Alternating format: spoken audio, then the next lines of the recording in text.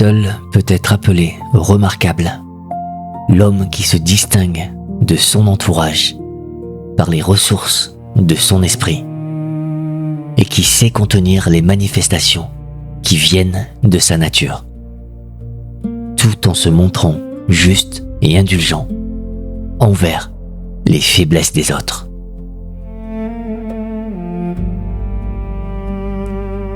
Ces mots sont ceux de Georges Ivanovitch Gurdjieff, et ils ouvrent l'une des œuvres les plus singulières du XXe siècle. Rencontre avec des hommes remarquables. Je vous invite à faire une pause dans le bruit du monde. Ce qui va suivre est un voyage qui commence par une question que chacun de nous porte en soi, parfois sans le savoir. Qu'est-ce qu'un homme véritablement grand ? Est-ce celui qui possède, celui que la foule acclame ? Ou bien cet être silencieux qui a appris, dans l'ombre et la patience, à se gouverner lui-même ?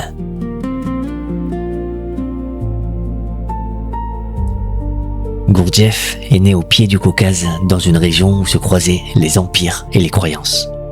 Très tôt, il a senti que quelque chose manquait à l'existence ordinaire.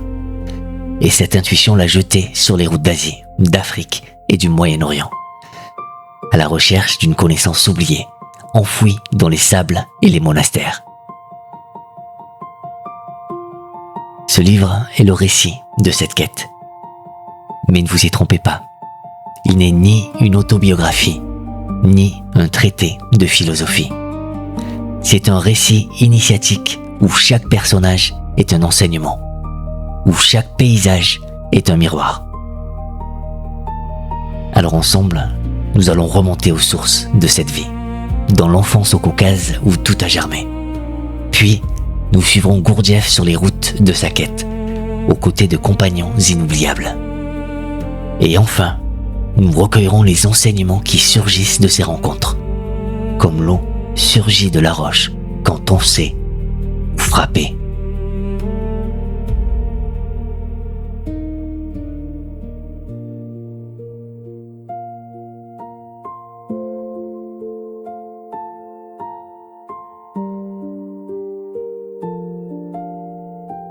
Toute quête a un berceau. Celle de Gurdjieff est née dans la poussière et la beauté du Caucase, dans la ville de Kars, à une époque où cette terre appartenait encore à l'Empire russe. C'est là, entre les montagnes et les prières de plusieurs peuples, que le premier homme remarquable est entré dans sa vie. Cet homme, c'est son père, Ivan Ivanovitch Gurdjieff, était ce que les peuples du Caucase appellent un Akosh, un barde, un gardien de la mémoire vivante. Il portait en lui, par la seule force de sa voix, des récits vieux de plusieurs millénaires. Il connaissait par cœur l'épopée de Gilgamesh, cette histoire vieille de 4000 ans, qui raconte la quête d'un roi cherchant le secret de l'immortalité.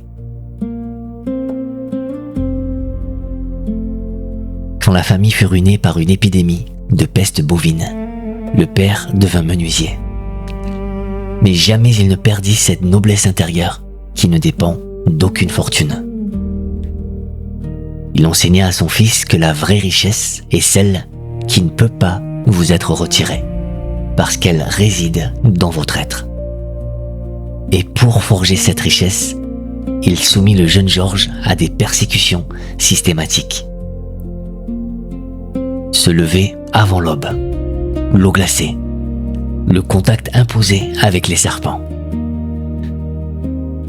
Non pas par dureté de cœur, mais par amour exigeant. Le père savait que la volonté ne se fortifie que dans le frottement avec ceux qui résistent. Le deuxième homme remarquable fut le père Borch, archiprêtre de la cathédrale de Kars. Là où les éducateurs de son temps ne s'occupaient que de remplir les têtes de faits et de dates, le père Borch avait compris que l'éducation véritable s'adresse à la totalité de l'être, Le corps et l'âme ne sont pas deux territoires séparés. Ils sont les deux mains d'un même artisan. Il enseigna à Gurdjieff que nul n'est vraiment responsable de ses actes tant qu'il n'a pas acquis cette maturité intérieure qui ne vient ni avec l'âge, ni avec les diplômes, mais avec le travail patient sur soi-même.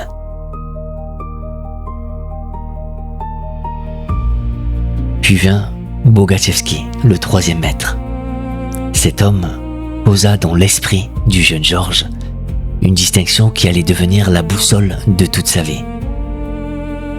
La différence entre la morale subjective et la morale objective. La morale subjective change avec les époques et les frontières. Elle est le costume que les sociétés enfilent et retirent au gré des saisons. La morale objective, elle, ne dépend d'aucun pays ni d'aucun siècle. Elle est gravée dans la conscience même de l'être humain, aussi silencieuse et aussi sûre que le nord dans une boussole. Bogaczewski dit un jour au jeune Georges : « Si tu n'es pas doué d'un esprit critique, ta présence ici est inutile. » Ce n'est pas un appel au doute stérile. C'est une invitation au courage de ne rien accepter sur parole, de vérifier par soi-même, dans sa propre chair, la vérité de ce que le monde affirme. Ces trois hommes ont allumé en Gurdjieff un feu que rien ne pourrait éteindre. La soif de comprendre pourquoi l'être humain vit comme un somnambule. Et s'il existe quelque part des êtres qui ont trouvé la clé de l'éveil.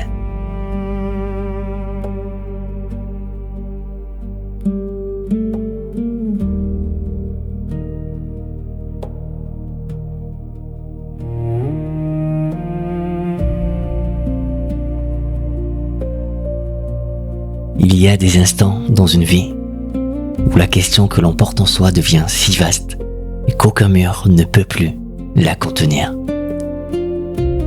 Gurdjieff a connu cet instant. Et il est parti comme on part quand l'âme a soif et que les puits autour de soi sont à sec. Son premier compagnon de quête s'appelle Pogosyan. Cet homme, que Gurdjieff surnomme le capitaine, incarne un amour du travail si total qu'il en devient prière. Ensemble, ils explorent les ruines d'Ani, l'ancienne capitale du royaume arménien. Une cité fantôme dont les pierres murmurent encore le souvenir d'un peuple entier. Et c'est là, dans l'ombre de ces ruines, qu'ils découvrent des parchemins anciens mentionnant une confrérie légendaire. La confrérie Sarmong, dont la tradition situe la fondation à Babylone, 2500 ans avant notre ère. Cette découverte est l'étincelle qui embrasse tout. Jusqu'alors, la quête de Gurdjieff était une intuition sans nom. Elle a désormais un horizon. La confrérie Sarmong devient le phare lointain vers lequel il oriente ses pas à travers les déserts et les montagnes d'Asie. Sur cette route, il rencontre Abram Yelov, un naïssor doté d'une mémoire prodigieuse, capable de parler presque toutes les langues de l'Orient. Mais ce qui rend Yelov remarquable, ce n'est pas cette virtuosité, c'est la sagesse de l'usage qu'il en fait.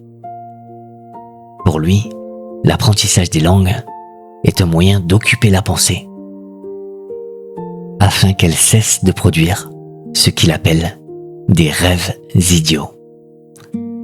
Ces bavardages intérieurs qui dévorent notre attention et qui nous empêchent de vivre pleinement. Yelov pose à travers les siècles une question qui nous concerne tous. Que faisons-nous de notre attention, instant après instant ?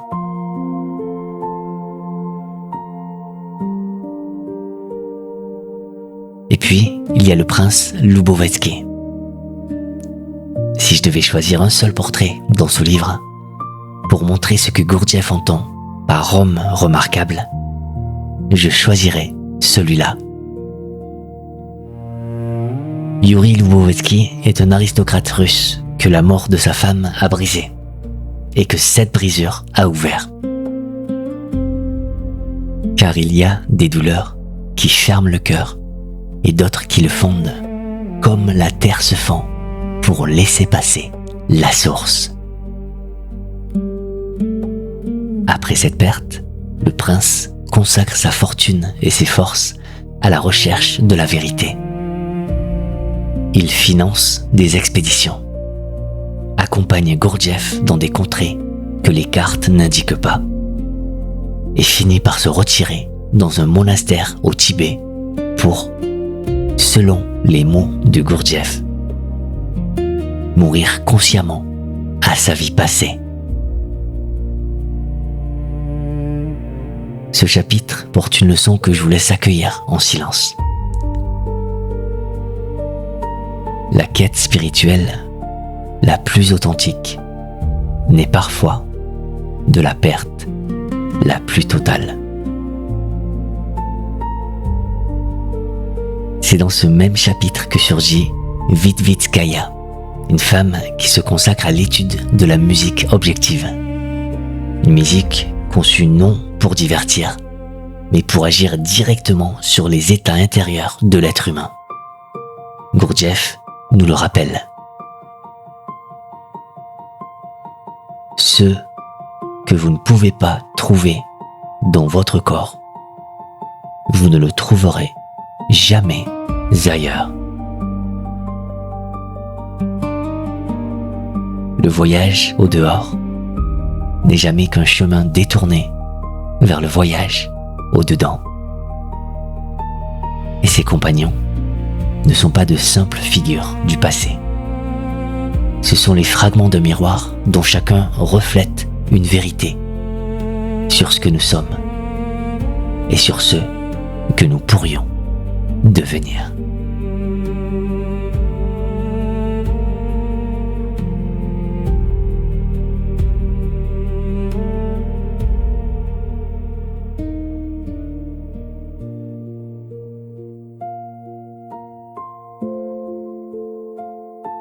Nous voici au cœur du livre. Et le cœur d'un livre, comme le cœur d'un être, ne se livre pas au premier regard. Il faut s'approcher avec cette qualité que Gurdjieff plaçait au-dessus de toutes les autres. La sincérité envers soi-même. La première vérité que ces rencontres nous révèlent est aussi la plus difficile à entendre. L'être humain ordinaire vit dans un état de sommeil éveillé. Il croit penser, mais il répète. Il croit sentir, mais il réagit. Il croit vouloir, mais il obéit à des impulsions dont il ignore la source. Gurdjieff l'a découvert jusque dans la chair de ses propres amis. Piotr Karpenko, géologue éminent, devient son compagnon après un épisode singulier. Un duel au canon dans un champ de tir, où les deux hommes frôlent la mort. Dans ce contact brutal avec la possibilité de mourir, quelque chose s'éveille en eux. Un éclair de conscience réel, fugace et violent, qui leur montre en un instant ce que signifie être véritablement présent. Karpenko mourra plus tard dans l'Himalaya, mais cette seconde d'éveil restera gravée en Gurdjieff comme la preuve que l'homme peut sortir de son sommeil.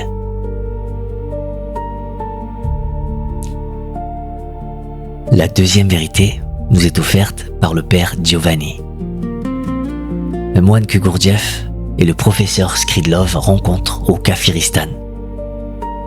Ce moine enseigne une distinction capable de transformer notre rapport entier à la connaissance. Le savoir n'est qu'une mémoire automatisée. Un homme peut réciter toutes les bibliothèques du monde sans que cela modifie la qualité de son être. La compréhension, elle, est le fruit d'une expérience réellement vécue. Elle transforme celui qui la reçoit, parce qu'elle naît du contact entre ceux que l'on sait et ceux que l'on vit. C'est dans cette lumière que se comprend une parole essentielle du livre. On ne donne pas la foi aux hommes. Elle est le résultat de la compréhension.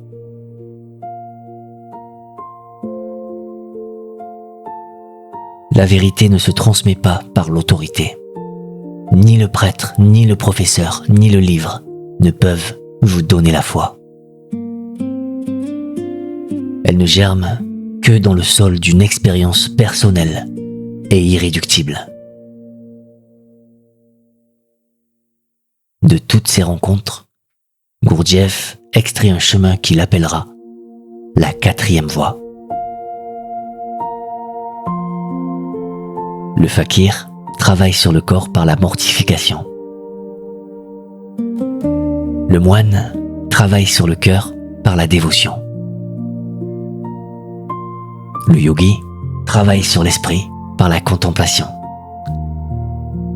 Chacun se retire du monde. La 4e voie, elle, se pratique ici, au milieu de la vie.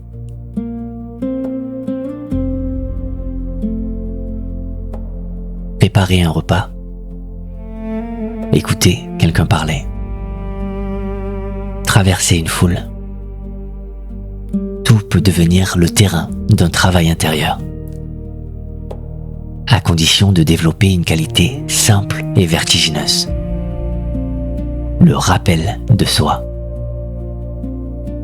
se souvenir de sa propre présence au moment même où l'on agit.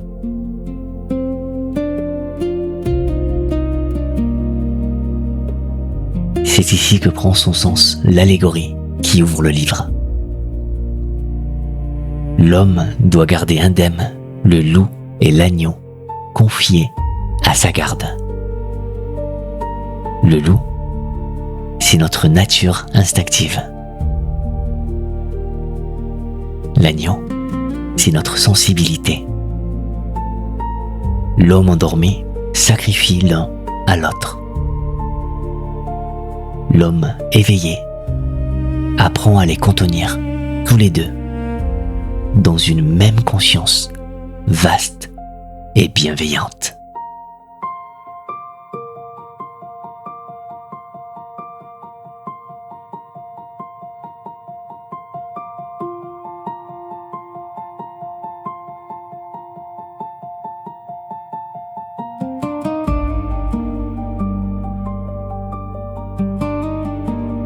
Nous voici au terme de ce voyage.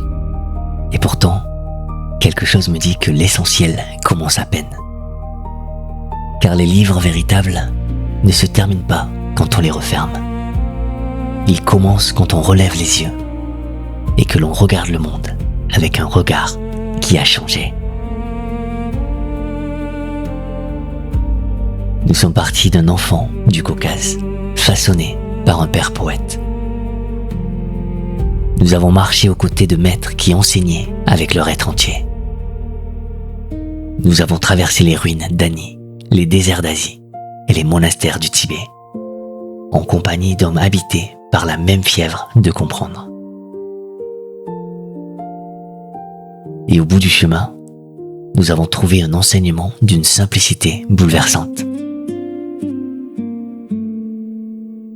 L'être humain dort, mais il peut s'éveiller.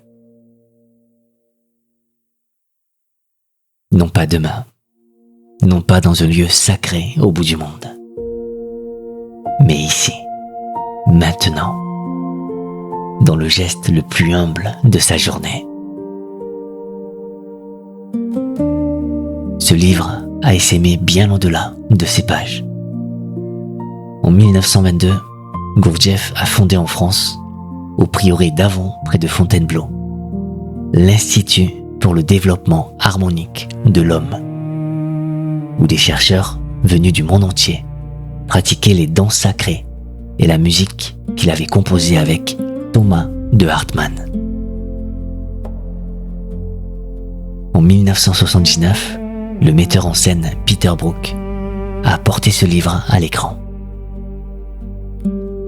L'écrivain René Daumal, l'auteur du Mont Analogue, a été transformé par cet enseignement, au point d'en faire le souffle secret de son œuvre.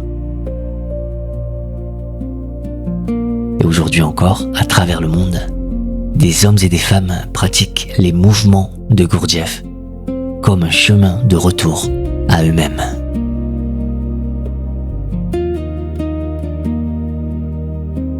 Avant que le silence ne reprenne ses droits, je voudrais vous laisser avec une seule question. Elle est si simple qu'elle pourrait paraître dérisoire. Et pourtant, c'est la porte d'entrée de tout ce que Gurdjieff a consacré sa vie à transmettre. La voici. En ce moment précis, êtes-vous vraiment là?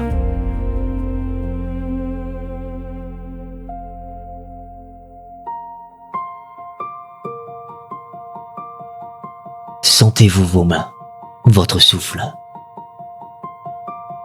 Habitez-vous cet instant? Ou êtes-vous déjà ailleurs, emporté par le courant de vos pensées?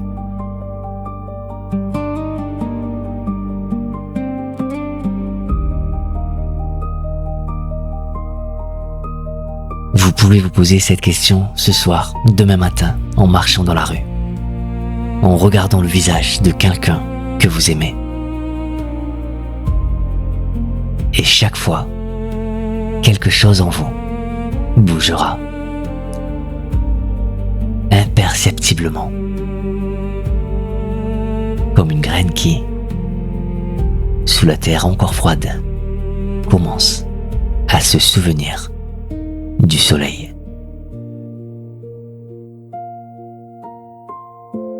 Je ne vous remercie pas pour votre temps. Le temps n'appartient à personne. Je vous remercie pour votre présence. Peut-être que pendant ces quelques minutes, une corde silencieuse a vibré en vous. Une mémoire ancienne s'est tournée vers la lumière. Un désir oublié de vivre autrement a repris son souffle. Ce mouvement, aussi ténu soit-il, est le premier pas d'un voyage qui n'a pas de fin parce qu'il n'a pas de destination. Il a seulement une direction, celle qui va de l'homme endormi vers l'homme éveillé.